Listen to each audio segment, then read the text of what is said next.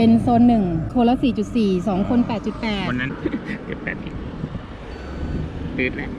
อันนี้มันเป็นการ์ดไง Travel Card อ๋อแบบเติมตังค์แบบเติมตังค์ใช่ขึ้นออกมา2 ใบเราจะขึ้นสาย190บ้านของเราอยู่ใกล้กับซูเปอร์มาร์เก็ตโอบิเอามาเปิดไว้เองแหละอันนี้มันเป็นเครื่องแบบคล้ายๆโฮมโปรอ่ะแต่ข้างหลังโอบิอ่ะมันเป็นซูเปอร์มาร์เก็ตอันใหญ่เลยอยู่ใกล้บ้านอยู่ฝั่งนี้เองเดินเข้าไปนิดเดียวก็ถึงอยู่ใกล้ทุกอย่างยกเว้นตัวเมือง190มาแล้ว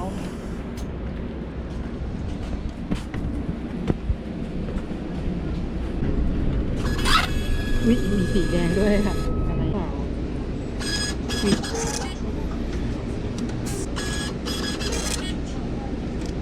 นี่มันปั๊มข้างหลังตรงนี้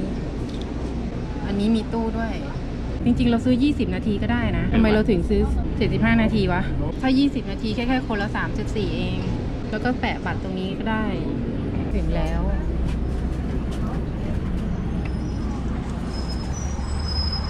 วันนี้เราจะมาที่โปลินมิวเซียมวันนี้วันพฤหัสเขาบอกว่าเข้าฟรีก็เลยลองมาดูซิว่าเข้าฟรีจริงไหมผ่าน Security เข้ามาดูซิว่าจะรับตั๋วได้จากที่ไหนเมื่อกี้ไปที่ Ticket Office แล้วเขาบอกว่าให้เข้าได้เลยถ้าเกิดว่ามาซื้อก็คือซื้อ Audio Guide ตรงนี้แต่ว่าถ้าเกิดว่าไม่เอา Audio Guide ก็เดินเข้าไปได้เลยดีให้เข้าฟรีถ้ายังต้องมีเสียงบทำบัตรให้อีกมันก็แปลกเอาก็ที่คาคุกเราโหต้องยืนเข้าแถวตั้งนานอ่ะแถมบัตรก็จำกัดอีกทำไมไม่รู้นะฟรีก็ฟรีไปทั้งวันไปเลยก็ได้อันนี้แบบว่าให้เดินเข้ามาแบบง่ายๆได้เลยเนาะเข้ามาแล้วรู้หรือเปล่าว่าเข้ามาไปพิพิธภัณฑ์อะไรไม่ใช่ history เหรอไม่ใช่ มันมาจากอะไรไม่บอกนี่มันทำมาอยู่ด้วยก็เดี๋ยวให้ออฟศึกษาแล้วเดี๋ยวให้ไปอธิบายข้างนอกอันนี้แค่ป้ายแรกนี้ก็สรุปได้หมดแล้วว่าพิพิธภัณฑ์นี้เกี่ยวกับอะไรคือพูดถึงชาวยิวแล้วเนี่ยถ้าเข้ามาตั้งแต่ศตวรรษที่10เนี่ยคือ1,000 ปีที่แล้วเนี่ยตอนนี้เราแทบจะแยกไม่ออกแล้วนะว่าใครมีเชื้อยิวใครเชื้อไม่ยิวเพราะว่าหน้าตาเขาก็ฝรั่งหมดเลยก็คือชาวยิวเข้ามาตั้งแต่ศตวรรษที่10มาในฐานะของพ่อค้า500 ปีถัดมาก็กลายเป็นพลเมืองถาวรอยู่ที่นี่ก็คือปีคศ1,500 กว่ามาค้นหาร่วมกันว่าชาวยิวเนี่ยมาจากไหนและทำไมจะต้องมาตั้งถิ่นฐานที่นี่ชุมชนชาวยิวเป็นยังไงเอาเป็นว่าชาวยิวเนี่ยคือชนชาติที่ฉลาดแล้วก็ค้าขายเก่งแล้วก็โลกทุกวันนี้ได้รับอิทธิพลจากชาวยิวมากอเมริกาก็ชาวยิวเยอะก็คงเป็นคนคิดแผนการอะไรที่ทำให้อเมริกานี่คือแผ่อำนาจไปทั่วโลกอย่างนี้แหละเส้นสีแดงคือเส้นทางที่พ่อค้าชาวยิวเดินทางที่เขาเรียกเส้นทางสายไหมนี่หรือเปล่านี่คือจีนเลยนะนี่น่าจะเป็นแถบไทยเนี่ยแต่เขายังว่ารูปทรงยังไม่ตรงเท่าไหร่และนี่คือทางตอนเหนือของอินเดียแล้วก็ผ่านมาอะไรคาซัคสถานแล้วก็ผ่านตะวันออกกลางแล้วก็เข้ามาที่ยุโรปก็คือเหมือนเอาสินค้าจากทางเอเชียเอามาขายในยุโรปถามว่าเดินทางไกลขนาดนั้นไหมออฟเชื่อว่าเขาส่งกันมาเป็นทอดๆแต่ตรงนี้คือแต่ละจุดก็จะมีเมืองที่เป็นศูนย์กลางการค้าอยู่อะไรอย่างเงี้ยคือชาวยิวก็คือคนที่เหมือนเป็นพ่อค้าขนสินค้ามาขายในอีกที่หนึ่งก็คือถ้าเรามาดูมิวเซียมต่างๆมันจะได้ยินว่าเมืองนี้เป็นเมืองเจริญขึ้นมาเพราะเป็นศูนย์กลางทางการค้านู่นนั่นนี่ก็คือเหมือนว่ามีเมืองที่เป็นศูนย์กลางทางการค้าเนี่ยก็คือกระจายอยู่ตามจุดต่างๆของโลกเลยแสดงว่าเขาเดินทางกันไกลขนาดนี้มาตั้งแต่เป็น1,000 ปีที่แล้วถ้าเรารู้จักมาโคโปโลเนี่ยนะก็คือเป็นพ่อค้าจากเวนิสใช่ไหมแถบอิตาลีแถบเนี้ยซึ่งเดินทางไกลมาจนถึงจีนเลยเนี่ยคือมาโคโปโลนี่ตั้งแต่น่าจะเป็น1,000 ปีก่อนนะรู้ได้ไงว่ามีดินแดนแถบนี้ด้วยก็น่าจะมาจากพ่อค้าชาวยิวนี่แหละหมายถึงว่าเขาค้าขายต่อกันมาไงจนมีศูนย์กลางการค้าที่ใหญ่ที่สุดในยุโรปก็คือแถบเวนิสนี่แหละแล้วมาโคโปโลก็เป็นคนที่จดบันทึกใช่ไหมก็เลยกลายเป็นคนที่ดังที่สุดแต่อาจจะไม่ใช่คนแรกที่ออกเดินทางแถบนี้เนี่ยเส้นสีเหลืองคงจะเป็นเส้นทางการค้าในยุโรปอย่างเดียวมาเฉียดที่เวนิสด้วยหมายถึงสีแดงเนี่ยนะที่ไปถึงจีนเนี่ยก็คือมาจบที่แถวทางยุโรปตะวันออกกับเวนิสนี่แหละบอกว่าทั้งปรากทั้งคราคูฟแล้วก็เวนิสก็เป็นศูนย์กลางทางการค้าที่ใหญ่มากใน1,000 กว่าปีก่อนอย่างโคลัมบัสที่ออกเรือจริงๆจะค้นหาอินเดียใช่ไหมเขารู้จักอินเดียมาจากไหนก็มาจากพวกพ่อค้านี่แหละซึ่งก็คือมาทางบกใช่ไหมเขาก็ต้องการหาทางลัดไปอินเดียให้ไวที่สุด เพื่อที่จะได้ทำการค้าเขาบอกว่าเส้นสีเหลืองที่อยู่แต่ยุโรปเนี่ยก็คือเส้นทางของอิบราฮิมแห่งคอร์โดบาอยู่ในสเปนก็อ่านเมื่อกี้เหมือนเป็นเส้นทางที่กาลิบแห่งสเปนตอนนั้นเป็นอิสลามอยู่ไงก็ส่งมาเกี่ยวกับการทูตเส้นสีน้ำเงินก็คือลูเบนแห่งคราโควาเส้นทางการค้าเฉพาะในแถบของประเทศในกลุ่มสลาวิกด้วยกันก็คืออยู่แถบข้างบนมาถึงอินเดียเส้นทางการค้าของสลาฟนี่มาจนถึงอินเดียเลยสีเขียวนี่นะเขียวอยู่นี่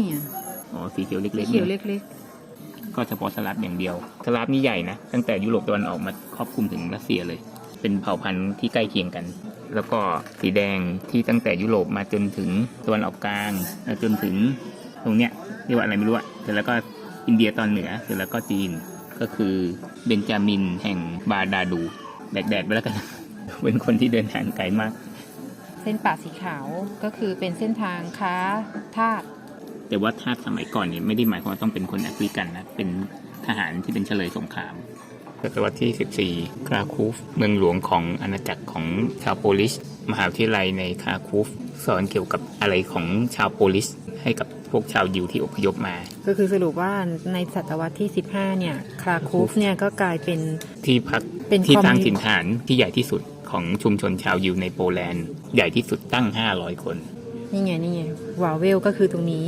ตัวเมืองเก่าคือตรงนี้แล้วชุมชนชาวยิวคือตรงนี้ที่มีโอซินากอกอะเชื่อไหมว่าคนยิวเนี่ยได้เป็นคิงของชาวโปลิชตั้ง1วันเลยนะในปี1586เพราะว่าในช่วงที่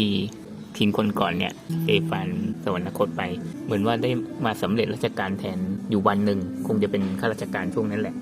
แล้วในช่วง1วันนั้นแหละได้ออกกฎหมายที่ช่วยเหลือชาวยิวมากมายเลย issue many laws beneficial to Jew in the Commonwealth คือเป็นแค่วันเดียวอะแต่ว่าเหมือนเขาเตรียมมาแล้วไงได้โอกาสแค่1วันเนี่ยที่คุณจะออกกฎหมายอะไรก็ได้ปุ๊บคุณออกกฎหมายช่วยเหลือชาวยิวเต็มไปหมดเลยเป็นคนมีตำแหน่งที่มาจากอิตาลีแล้วก็มาช่วยเหลืองานที่คราคูฟตอนนั้นเป็นเมืองหลวงเข้ามาที่คศ1648ถึง1772ดูแผนผังอันนี้สิเยอะไหมล่ะใครซื้อตั๋วเข้ามาก็ถือว่าคุ้มอยู่นะเข้าสู่คศ1772ถึง1914ก็คือเป็นช่วงที่โปแลนด์เนี่ยถูกยึดครองโดย3ประเทศแบ่งเค้กกันออสเตรียปรัสเซียก็คือเยอรมนีแล้วก็รัสเซียเพราะว่าช่วงนั้นมีการปฏิวัติอุตสาหกรรมทำให้เกิดการเข้มแข็งทางด้านการทหารอย่างมากแล้วก็สุดท้ายก็นำไปสู่สงครามโลกที่1อันนี้คือรูปของผู้ปกครองของ3มหาอำนาจที่มาแบ่งโปแลนด์ในช่วงนั้นทางซ้ายเนี่ยก็คือคิงเฟเดริกวิลเลียมที่2ของปรัสเซียซึ่งเป็นคนที่สุดท้ายแล้วเยอรมนีจะรวมเป็นปึกแผ่นในยุคหลังจากนั้นแล้วก็โครงการจักรพรรดิฟรานซ์ที่2คือเป็นจักรพรรดิโรมันอันศักดิ์สิทธิ์คนสุดท้ายคนขวาสุดคือจักรพรรดินีแคทเธอรีนที่2มหาราชของรัสเซียก็คือช่วยไม่ได้เอาว่าโปแลนด์อาจจะไม่ได้อ่อนแอแต่ว่าถูก3มหาอำนาจมาบุกพร้อมกันอย่างนี้ใครจะไปทนไหวอันนี้เหมือนลายมือตอนที่หมอเขียนใบสั่งยาเลยนะคล้ายๆภาษาไทยอยู่เหมือนกันนะเวลาดาแลภาษีเกาเล3/3ลุงขาลาดเข้าใจแล้วเหงาพาแลกลางทุกคนนี่คือตัวเลขคนยิวที่อพยพไปตามสถานที่ต่างๆนะเข้าใจว่าคงช่วงเป็นช่วงสงครามเนี่ยปีจำเนี่ย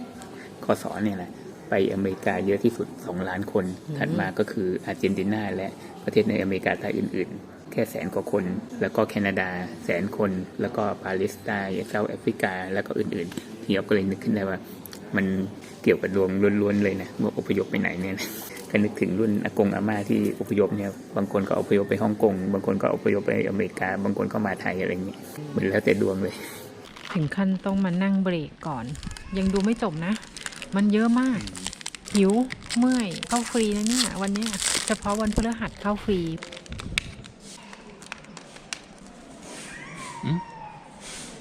เด้งๆเนี่ยข้างในมีข้าวราดแกงราคาประมาณ 35-40 ไม่ใช่บาทนะมันหน่วยเงินไทยนี่โอ้โหตามลูกเรา 35-40 สวัสดีคูณ9ด้วยคือตัวเลขเหมือนไทยแต่คนละหน่วย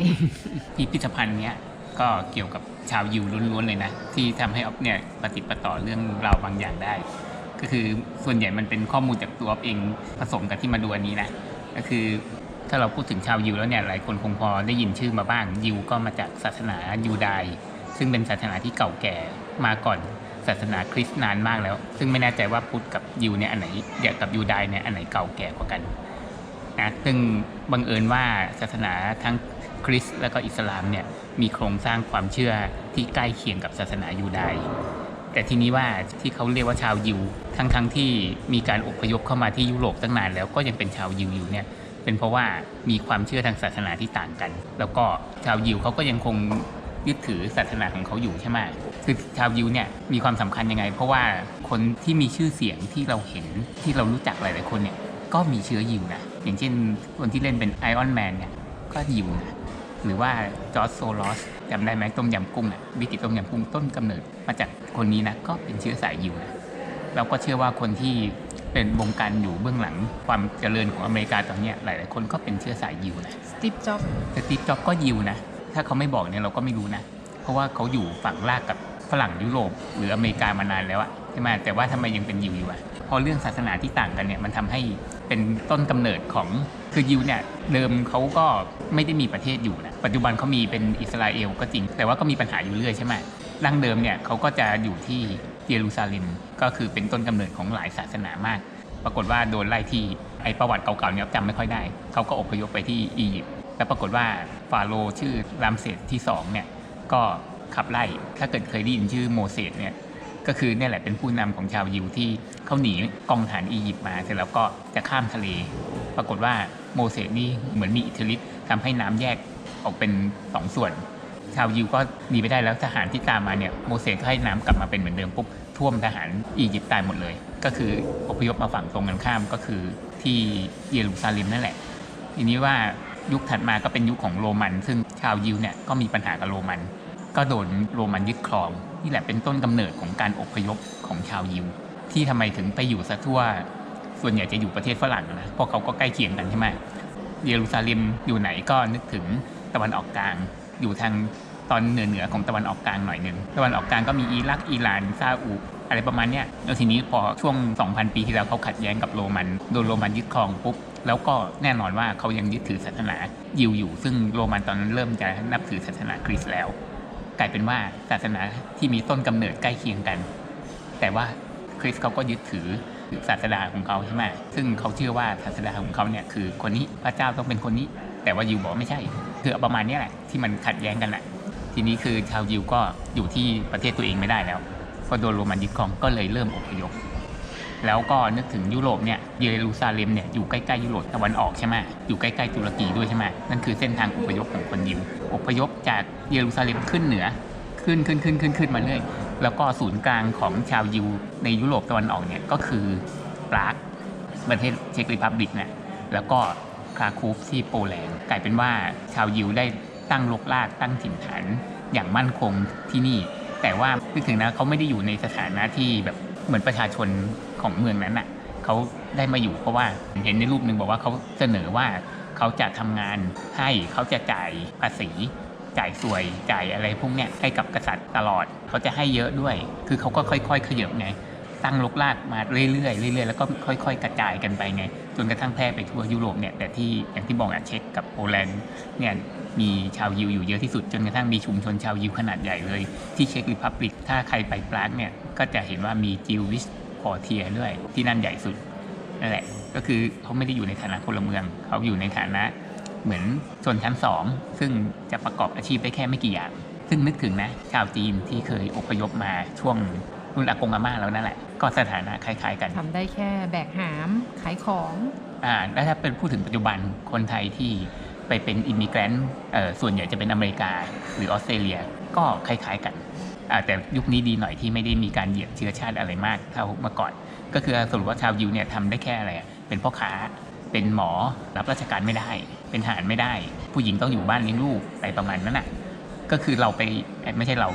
สังคมไปกดดันเขาเองเพราะว่าเขาเนี่ยไม่ยอมมานับถือคริสต์หมายถึงถ้าเปรียบเทียบกรณียุโรปนะเนื่องจากไปกดดันเขาแล้วเขาทำได้แค่ไม่กี่อย่างเขาก็เลยส่วนใหญ่จะค้าขายในขณะที่คนท้องถิ่นก็ไม่มีแรงกดดันเท่าเขาก็ทำไร่ทำนารับราชการเป็นทหารอะไรกันไปแต่เขา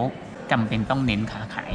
ก็เลยกลายเป็นว่าเอาก็คุณไปกดดันจนกระทั่งเขาต้องทำแก่ค้าขายเองเขาก็เลยรวยไง ดังนั้นชาวยิวส่วนใหญ่จะรวยไงฉะนั้นมหาเศรษฐีของโลกหลายๆคนก็เป็นชาวยิวก็รวยไงรวยเพราะแรงกดดันนี่ไงถ้าเป็นพูดถึงคนไทยที่ไปอิมิเกรนต์ที่อเมริกาเนี่ยก็ทำได้ไม่กี่อย่างเหมือนกันใช่ไหมหรือคนจีนที่มาตั้งรกรากรุ่นอากงอาม่าก็ทำได้ไม่กี่อย่างเหมือนกันใช่ไหมก็เลยกลายเป็นว่าต้องขยันใช่ไหมต้องสร้างเนื้อสร้างตัวใช่ไหมนั่นแหละกลายเป็นรากฐานการพัฒนาของประเทศนั้นทำงานที่คนท้องถิ่นไม่ได้ทำอะไรอย่างเงี้ยแล้วทีนี้คือมันก็เกิดจากการหมั่นไส้ในสมัยอดีตนะเกิดการหมั่นไส้ขึ้นมาว่าคนยิวก็รวยเกินไปแล้วก็มีการจี้ปล้นคือสรุปว่าส่วนใหญ่เขาจะอยู่แต่แถบยุโรปตะวันออกนะในช่วงนั้นแต่ว่าสาเหตุที่ทำให้เขาเนี่ยแพร่กระจายไปทั่วโลกอย่างเช่นไปถึงยุโรปตะวันตกหรือว่าอเมริกาก็เพราะว่าฮิตเลอร์ที่ก่อสงครามโลกครั้งที่2เพราะฮิตเลอร์เนี่ยเกลียดชังชาวยิวมากรวยเกินเหตุไปแล้วจริงๆหลายสาเหตุมากแหละก็เลยฆ่าล้างเผ่าพันธุ์ฉะนั้นฮิตเลอร์ยึดโปแลนด์ก่อนยึดเช็กริพับลิกชาวยิวอยู่เยอะไงใครที่หนีทันซึ่งส่วนใหญ่หนีไม่ทันนะตายไปหลายล้านคนก็ต้องอพยพใช่ไหมส่วนใหญ่กลายเป็นมาอยู่อเมริกา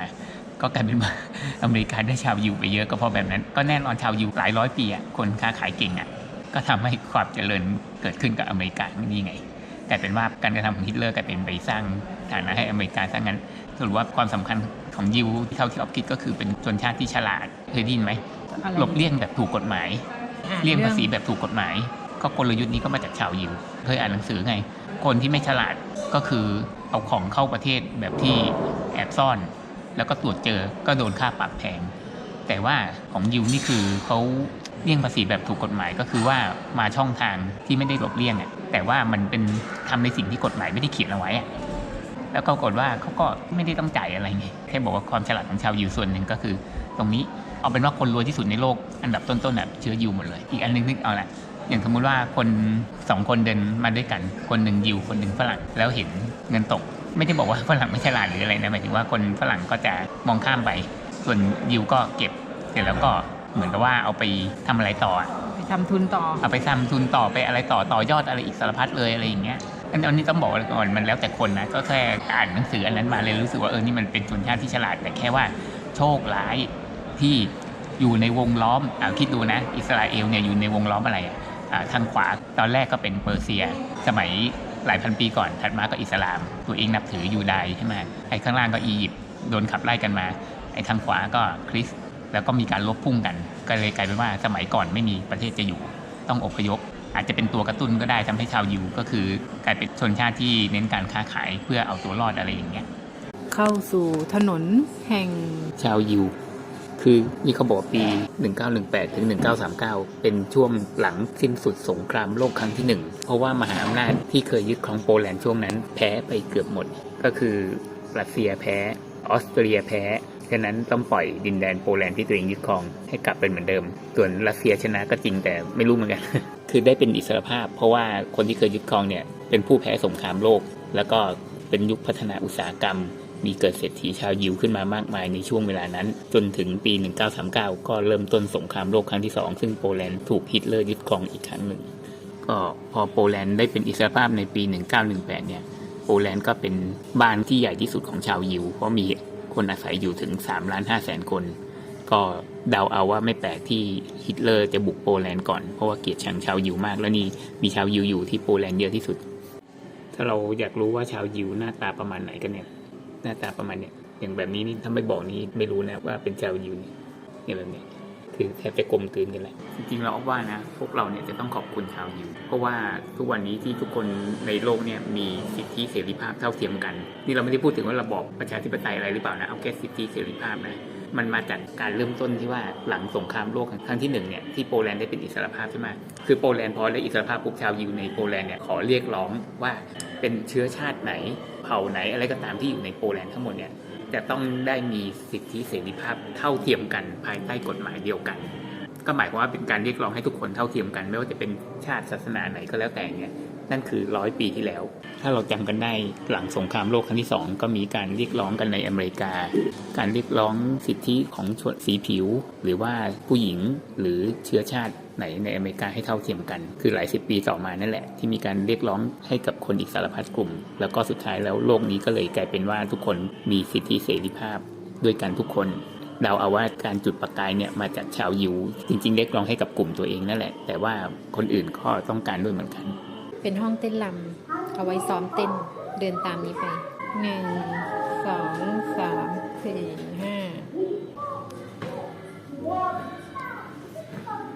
อะไรวะ อันนั้นเต้นหรือว่ามันทำอะไรอ่ะพาร์ทสุดท้ายสงครามโลกครั้งที่ 2 โอ้ชาวยิวประสบชะตากรรมอันเลวร้ายมาก ปี 1939 ถึง 1945 90% ชาวยิวในโปแลนด์ถูกฆ่าไหม น่าใช่แหละเพราะฮิตเลอร์เกลียดชาวยิวมาก ก็คือฆาตกรรมไปถึง 6 ล้านคนจากทั่วยุโรป ถ้าไปดูเบอร์ลินนี่มีแคมป์ซักเซนเฮาเซนเนี่ยมันมีประวัติมีอะไรอยู่เยอะแยะ คือเหลือรอดไปแค่ 10% ก็สิ่งที่ชาวยิวจะต้องเจอเนี่ยไอ้ที่บอกว่าถูกฆาตกรรมไป 90% เนี่ยไม่ใช่ว่าฆ่าทิ้งทั้งหมดนะทั้ง 6 ล้านคนต้องเสียลูกปืนกี่ลูกก็คือเอามาใช้แรงงานส่วนที่ขัดขืนน่ะเอาไปทำทารุณเอาไปเป็นตัวทดลองสารเคมีอะไรที่เราเคยเห็นเมื่อตอนไปเบอร์ลินแต่ส่วนที่เป็นชาวบ้านเฉยๆเขาก็จับไปใช้แรงงานเขาก็เนี่ยบังคับให้ใส่ชุดมาร์กเอาไว้ว่าเป็นแรงงานชั้นล่างที่ถูกให้ใช้แรงงานให้เสี่ยงกับสารเคมีเหมือนสาวโรงงานที่อยู่สารเคมีอยู่กับสารเคมีอันตรายแต่ว่าไม่ได้ค่าจ้างแล้วก็ให้อาหารน้อยก็คือคนที่โดนใช้แรงงานก็ค่อยๆตายกันไปแม้แต่คนแก่ก็ถูกบังคับให้ไปใช้แรงงานแล้วก็ตายไปฉะนั้นที่ตายเนี่ยส่วนใหญ่มาจากการถูกทารุณใช้แรงงานโดยที่ไม่ได้ค่าจ้างไม่ให้ออกมาเดินถนนแรงงานมีฝีมือหน่อยก็ยังให้ทำงานแต่ว่าไม่ได้ค่าจ้างแล้วก็ขึ้นรถโดยสารก็ต้องห้ามปะปนกับคนท้องถิ่นก็คือเขาไม่ฆ่าให้เสียลูกกระสุนหรอกฆ่าเฉพาะคนที่ขัดขืนหรือพวกระดับสูงๆหน่อยใช้แรงงานให้ตายไปเลยดีกว่าไม่ต้องเสียกระสุนไม่เปลืองแล้วก็แถมเอามาใช้ได้ด้วยที่เห็นอพยพไปก่อนหน้านั้นเนี่ยก็คือน่าจะเป็นคนที่พอมีสตังค์หน่อยก็อพยพไปอเมริกาแต่ว่าพวกอพยพตอนอยู่สงครามเนี่ยเขาบอกว่าบางส่วนก็ไปทางนู่นเลยทางขวาไปรัสเซียคาซัคสถานก็มีคนตายไปเยอะระหว่างทางเพราะความหิวโหยความยากลำบากคนยิวที่พอมีฐานะหน่อยมีบ้านของตัวเองเนี่ยก็จะถูกทหารเยอรมันเนี่ยเข้ามาบางคนก็โดนยึดบ้านไปเลยใช้เป็นที่พักของทหารบางคนก็ถูกทหารเยอรมันขโมยของขโมยเฟอร์นิเจอร์อะไรเงี้ยเนี่ยถูกเกณฑ์ไปใช้แรงงานใช่ไหมเขาบอกว่าส่วนใหญ่เป็นผู้สูงอายุคิดดูว่าคนแก่ใช้แรงงานก็จะอยู่ได้นานแค่ไหนที่พูดนี้ไม่ได้หมายความว่าคนเยอรมันนิสัยไม่ดีหรืออะไรแต่ว่าเป็นการสร้างความเกลียดชังพอเกลียดชังปุ๊บเนี่ยก็เหมือนทำทารุณกับฝ่ายตรงข้ามเลยในปี 1939 เนี่ยที่ฮิตเลอร์ยึดโปแลนด์ได้แล้วเนี่ยวอร์ซอนี่คือเขาบอกว่าขายเป็นซากเลยนะน่าจะเป็นซากทั้งเมืองไหมเพราะว่าตรงคำบรรยายบอกว่ามีคนหลงเหลืออยู่แค่ 1,000 คนเท่านั้นคือเป็นซากหมดเลยที่เห็นคือสร้างใหม่หรือเปล่าไม่รู้นี่อยู่แบบสกปรกอยู่แบบหิวโหยต้องอยู่แบบต้องมีความหวังว่าสักวันหนึ่งจะรอดอะไรที่ก่อนหน้านี้บอกว่าเสียชีวิตไป6 ล้านคนเนี่ยเชื่อไหมว่ามีกลุ่มแรกๆเลยเนี่ยโดนฆ่าไปถึง1,250,000 คนตอนแรกเนี่ยฆ่าแค่ผู้ชายอย่างเดียวแต่ตอนหลังก็ฆ่าผู้หญิงแล้วก็เด็กด้วยก็คือเอาตัวไปในน่าจะสุสานเสร็จแล้วก็ค่อยยิงทิ้งหรือไปตรงป่าแล้วก็ค่อยยิงทิ้งหรือแม้กระทั่งให้เหยื่อเนี่ยขุดหลุมตัวเองเสร็จแล้วก็ค่อยขุดหลุมก่อนเหมือนประมาณว่าใช้ให้ขุดก่อนเหยื่อก็ต้องขุดใช่ไหมเผื่อว่าจะปาณีหรืออะไรก็ขุดมาปุ๊บก็ยิงเสร็จแล้วก็ฝังลงมาเลยตัวเองจะได้ไม่ต้องเหนื่อยไงนึกถึงนะญี่ปุ่นก็เคยทำกับจีนใช่ไหมเมืองนันกิงอะไรเนี่ยที่ฆ่าล้างเมืองอะไรถามว่าคนเหี้ยมโหดขนาดนั้นได้ยังไงผู้นำนั่นแหละเสี่ยมให้เกลียดชังคนอีกฝ่ายหนึ่งอย่างญี่ปุ่นก็รู้สึกเป็นศัตรูกับจีนใช่ไหมนี่ก็รู้สึกเกลียดชังชาวยิวอะไรเงี้ยแต่ก็สงสัยนะว่าเขารู้ได้ไงว่าเป็นคนยิวหรือว่าเขาต้องขอตรวจบัตรหมดเลยจำนวนคนเสียชีวิตที่ถูกนำไปฆ่าในค่ายกักกันที่ออสวิชเสียชีวิตเยอะที่สุดถูกจับไปฆ่า1 ล้านคนแล้วก็ไม่เห็นมีซักเซนเฮาเซนที่เบอร์ลินเลยนะแล้วก็ข้างล่างก็คือจำนวนยอดของคนยิวที่อยู่ในประเทศต่างๆที่เสียชีวิตมากที่สุดนี่โปแลนด์อันดับ1เลยคนยิวในโปแลนด์เสียชีวิต3 ล้านมีโซเวียตเสียชีวิตอันดับ2 700,000ในเช็ก270,000ฮังการีรองลงมา1,800,000ในเยอรมนีเองไม่ใช่1,800,000นะเยอรมนี100,000 กว่าคนเรียกได้ว่าเยอะจนต้องร้องขอชีวิตกันเลยทีเดียวอันนี้ส่วนสุดท้ายแล้วอยู่มา4 ชั่วโมงกว่าหลังสงครามโลกจนถึงปัจจุบัน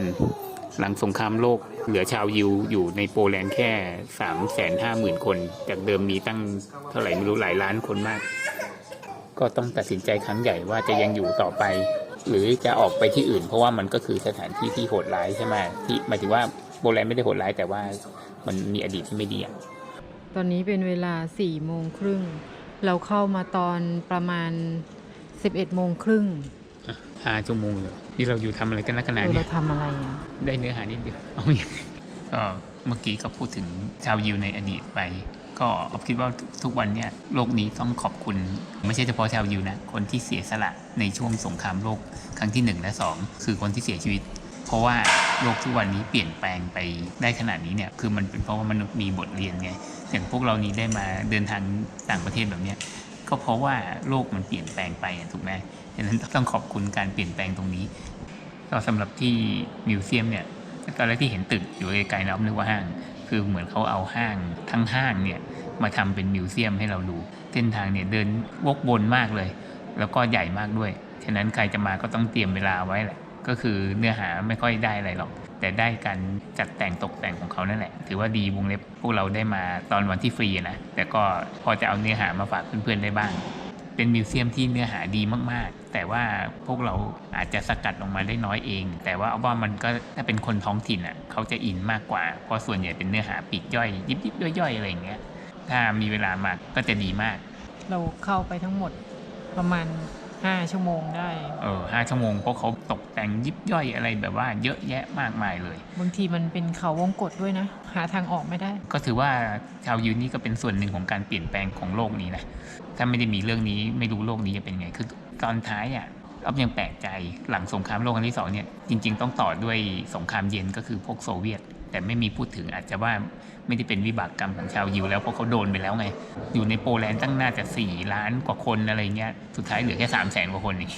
มันจะไม่โดนได้ไงอ่ะเพราะว่าหลังสงครามเนี่ยกลายเป็นว่าคนเยอรมัน